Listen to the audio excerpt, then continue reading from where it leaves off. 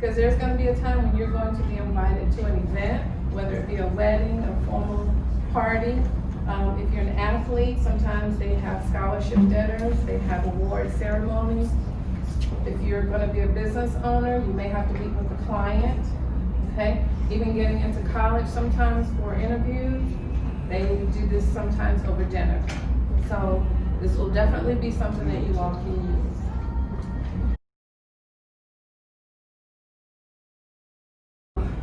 As I just mentioned to you, that a dining session is a time that is purposeful, not only just to fill your stomach, but also to share thoughts, conversations, getting to know someone. So we're going to start off, first of all, I put you all in these chairs because before I send you to the tables, I want to make sure that you all actually know how to sit in a chair properly. When you're sitting in a formal setting, such as this one, you want to make sure that both of your feet are flat on the floor. Okay? And you want them to be straight up and down. Okay, and you're sitting up in your chair. We're not slouching, leaning back, like we might do if we're at a fast food restaurant. Okay? So what I'm going to be teaching you all today is going to be a lot different than what you might be accustomed to. You may say, nobody in my family eats like this. Don't nobody do this. Well, guess what? Great manners and dining skills can take you places that your friends and your family can't. So just because none of your friends are doing it, and just because no one in your family is doing it, doesn't mean that it doesn't happen. Okay? I know we're in COVID right now, so a lot of people are a little bit more relaxed. However, we will come out of this. People are going to get out, people are going to dine, people are going to do some of the things that we've done before, and you want to be prepared. Okay? All right. Okay, so now that we know how to sit, I'm going to talk to you all about some table manners. Does anybody know what table manners are or what they're used for? Yes, sir. The way you're supposed to conduct yourself at the table. The way you're supposed to conduct yourself at the table. Okay, thank you. Anyone else?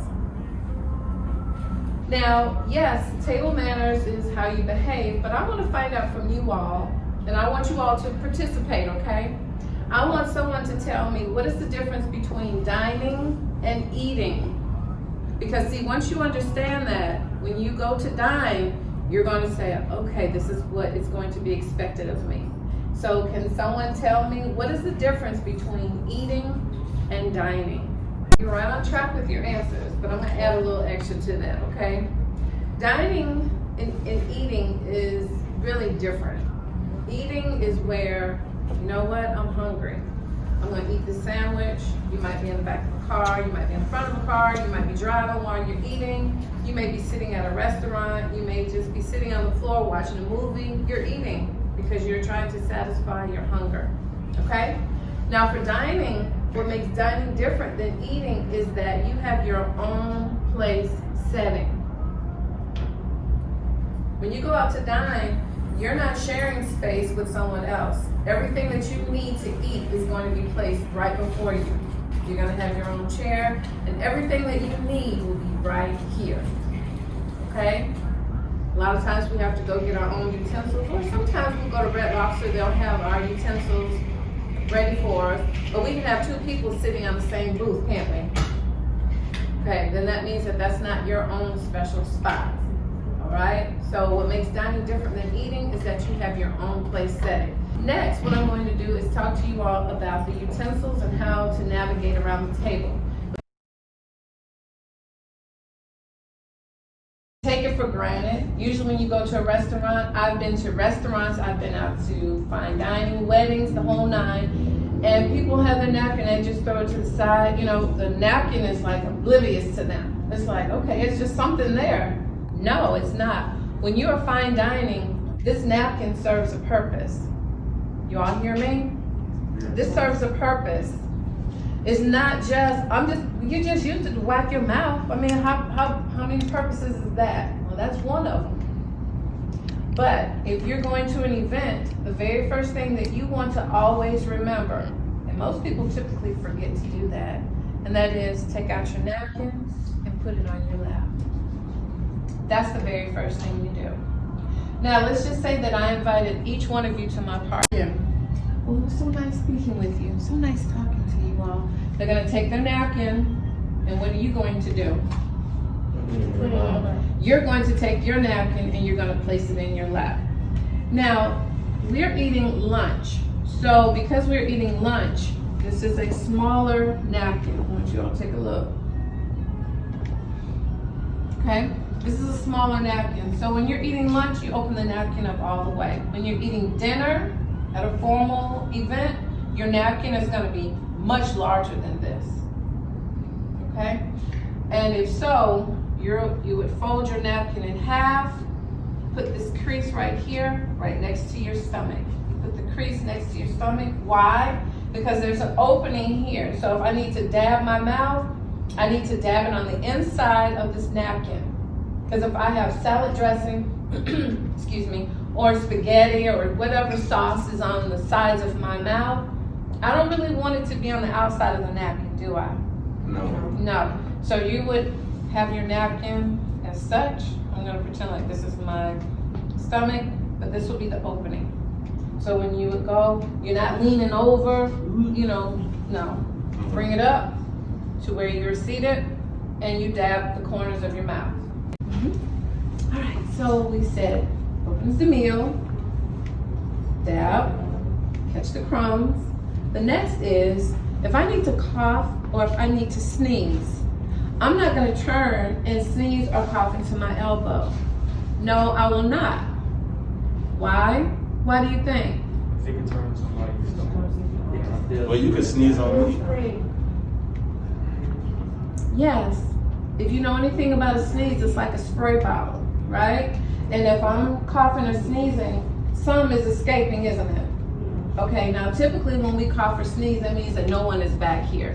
But if we're eating at a restaurant or if we're eating somewhere, there's probably tables. Look at our tables. They're kind of close by, aren't they? Okay, so if I'm turning, coughing, and sneezing, something might fly out your mouth. There I go. I don't want to eat anymore. This is disgusting. I'm done. Right? Well, we can bring you more food. No thank you. I don't even like being here anymore. I'm totally disgusted. And people can turn just that quickly. So again, the napkin is for you to cough or to sneeze, and you still want to turn your face, but you cough, you see how much you can cover your mouth when you're coughing and sneezing, just like wearing a mask, isn't it? Okay? So you would cough and you would sneeze into your napkin. Okay, got it? Okay, you're talking about what, closing out the meal? Yes, ma'am. That is correct. You're closing out the meal. And are you gonna put it on your plate? Oh no. First of all, you're going to pinch your napkin. See how I just pinched it right here? You're going to pinch your napkin as such, and you're gonna place it to the left of your plate. What side of your plate? Left. The left. That will signal the waiter that you are finished.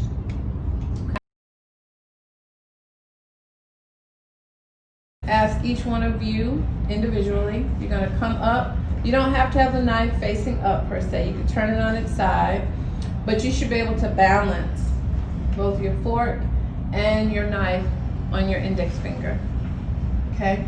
And then you're gonna wrap your fingers around it, and then you're going to turn. Okay?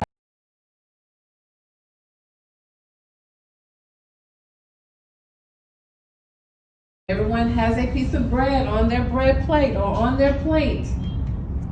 Then it can go the other way. Why do you think we need to travel in one direction when we're getting bread? Yes, so just to answer your questions, you pass to the right. All of your answers were wonderful. But more so, you're passing it in one direction to ensure everyone gets a piece of bread. Okay? If I pass it this way, and then I go this way, and then it goes this way, well, then, first of all, the person to his right was like, well, I wanted bread.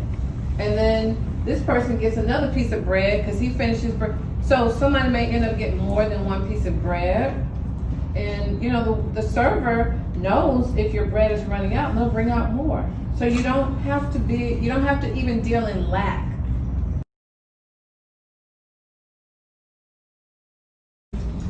One more tip, and that is this. Salt and pepper. Salt and pepper.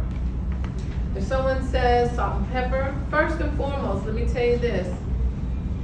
What distinguishes one person with manners and dining skills from another? And that is, you taste your food first before you put salt and pepper on it. If not, what you will do is you will actually, what is the word that I want to use? I had it on the tip of my tongue. Offend? Thank you. You will offend the chef because they take good time to prepare, making sure that the food is seasoned properly. You know, they take great pride in their dining skills, their cooking skills, their culinary art skills, okay? So it is your duty to taste the food first before you put salt and pepper or any other condiments on your food, okay? Salt and pepper. Last for salt and pepper, if someone says, would you please pass me the salt and pepper? Do you know what you should do? Pass it around. I should say yes, and then I should, Can you pass me the salt, please? certainly. So you would just pass me the salt, right? Yeah, I would just pass you the salt. Okay. Actually, no.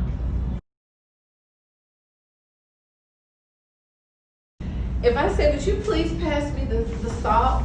You're gonna pass both the salt Oh, yeah, they travel and together. the pepper. Okay, yeah. Yes. You were at the you last tried to session, give weren't me- you? No, I wasn't in any session. I just, yeah. I downed a little bit, yeah. Okay, excellent, excellent. So the salt and the pepper do what? They travel together. They travel together. They're married. That's why the pepper is like the black, he has on the black tuxedo, and the salt is white. It's like the wedding gown. So they're married. So the salt and the pepper, they travel together. So please don't just give somebody the salt, give them both. And if they say to you, I said pass me the salt, why are you passing me the pepper? All you have to do is say, they travel together.